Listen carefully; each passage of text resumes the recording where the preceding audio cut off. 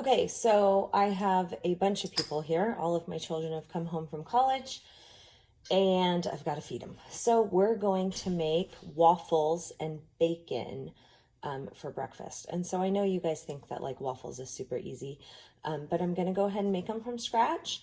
And they're super, super yummy. If you like pancakes better than waffles, then this recipe can be used for pancakes or waffles. You just put it on the pancake griddle or you put it in the waffle iron. So I have my recipe book out. My recipe comes from Betty Crocker, and you can see that over the years I have decided that I like it better with 2 tablespoons of vanilla in that recipe. That's probably because I'm making it gluten-free, but I do think it just adds a nice little flavor, so I would encourage that for you. I took the leftover bacon that I had from our egg muffins and I went ahead and laid them on this cookie sheet because I'm going to bake my bacon, and that way then I don't have to stand over it while it's cooking and I don't have the popping mess of the oil on my stove. And then I have out my waffle maker because my family likes waffles better than pancakes. And I have my giant mixer ready because I'm going to mix it with that. I turned the oven on to 425 convection and I went ahead and slid the bacon in without the oven being warm, which is totally fine. And I'm just going to close it and then I'm going to check on it in about 15 minutes. This recipe says it's going to make 6-7-inch waffles. I'm going to double it. I almost always double my recipes. And then I'm going to make all of the extra waffles and store them in the freezer. So I went ahead and put 4 cups of flour into my measuring bowl. So add your flour now, and then I'm going to start adding the eggs. Okay, and the recipe calls for 2 large eggs. So I'm going to add actually 4 eggs into my bowl because again, I'm doubling this recipe. And then the recipe calls for 1 3/4 cup of milk, and so I'm going to double that. So 3/4 and 3/4 is 1 1/2 plus the 1 plus the 1, so 3 1/2 cups of milk. And we don't use really milk in my house. We tend to use almond milk, so that's what I'm going to use. So any type of milk that you use, soy or regular or almond, will definitely work. So that's 1.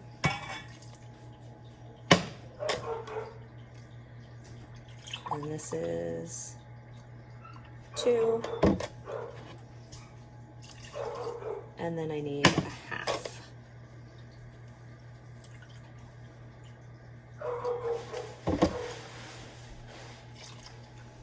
So the next ingredient is vegetable oil. I almost always use extra virgin olive oil, called for 1/2 cup. So I'm going to double it to 1 cup.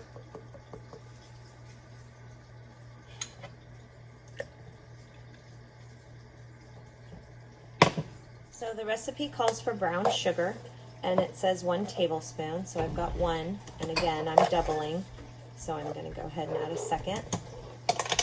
So the recipe calls for 4 teaspoons of baking powder.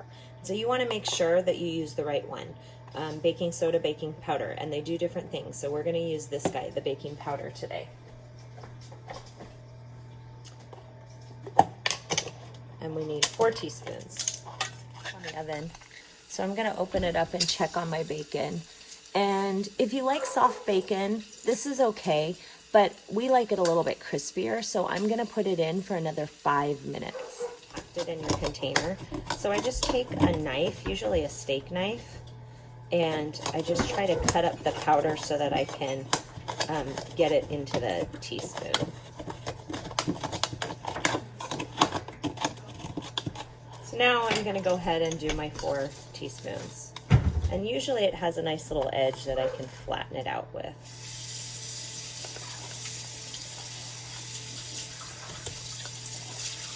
All right, so it calls for 1/2 teaspoon of salt. I'm going to do my salt. I never do my salt over my bowl because I don't want to get extra into my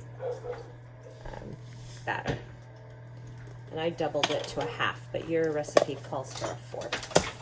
And then we're going to do the vanilla, and it called for 2 tablespoons. So I'm going to double that to 4.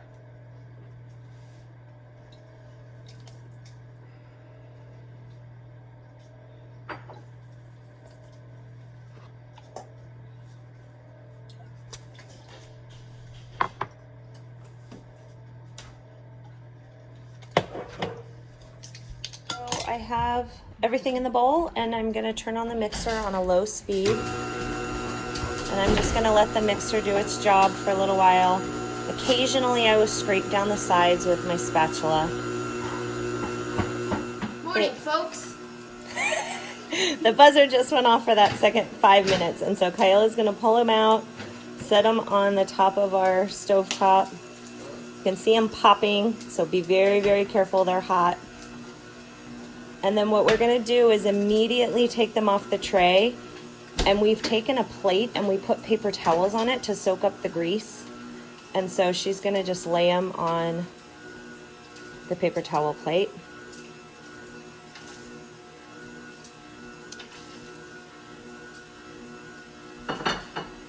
We have another layer.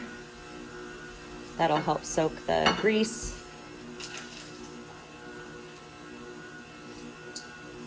And then we'll put another layer on top. Thank you, Kyla. You are camera ready. Okay, so turn off the mixer, and then you're just gonna scrape the edges of the bowl. Make sure you're getting the bottoms and the sides so it gets mixed in really well. I'm gonna walk it. So you can see it's getting nice and thick. We just want to make sure everything's mixed really, really well. If it's a little too thick, you can go ahead and add a 1/4 cup of milk to it, which ours looks maybe a little bit thick. So we're going to go ahead and do that. Get rid of the bacon grease, and you can't put it down the stove. So we had a soda can, and if Kyla's capable, we're going to use our can opener, and we're just going to take the top of the soda can off. And then what that allows is a container for this grease that then can get dumped into the garbage. You can just leave it at the bottom. All right, so we're going to pour the bacon grease into there. You have to still make sure that you're using your hot hand thingamabobs, pot holders. And then if you need help, ask a parent. Do you need help? Here's Mom, a parent, helping pour the grease.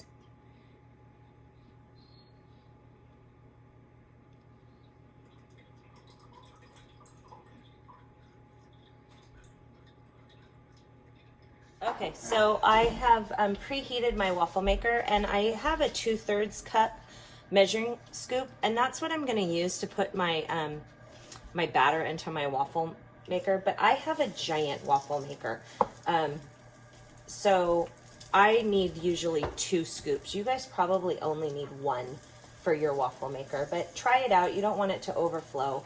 If it does overflow, it's pretty easy to clean up. Just make sure that you do it quickly. So I'm going to set it down, and then the waffle maker has a light on top usually, and so it's red because it's saying it's not ready, and it'll turn green when it thinks that the waffle is done.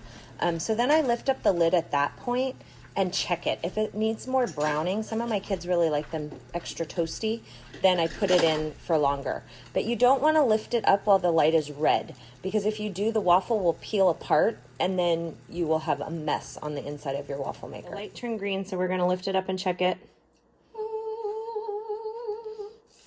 All right, it's looking pretty good, so we're going to take it off. Okay. And then we're going to put 2 more scoops into the waffle maker so that we have more waffles coming. And again, if you have more waffles than people in your family can eat today, then go ahead and keep making them, but let them cool on a rack, like a cookie rack, or the rack that I use for the egg muffins, and then you can stick them into a Ziploc bag and freeze them. So, as a healthier alternative to maple syrup or honey on your waffles or pancakes, I like to take frozen mixed berries. You can do fresh berries as well. If they're frozen, you heat it up in the microwave for about 30 seconds, and then you kind of just mash it together with a fork or a spoon. Maybe you need to put it in for another 10 or 15 seconds to make it all warm. And it just creates like a healthier syrup. It's nice and sweet, has a little bit of tang from the berries. If you want to add a bit of cinnamon for another layer of flavor, you can. So here I am just mashing my berries. You don't have to mash it as much as I do. I like it to be very liquidy, but you can leave it in whole berries if you want that. I just like the juice and the combination of all the flavors mixed together. So this cinnamon doesn't have the like shake guard so that it sprinkles nicely. So in order to make sure I don't put too much in my berries, I put it in the cap and then just kind of sprinkle what I want that looks about good and put the rest inside. Thanks.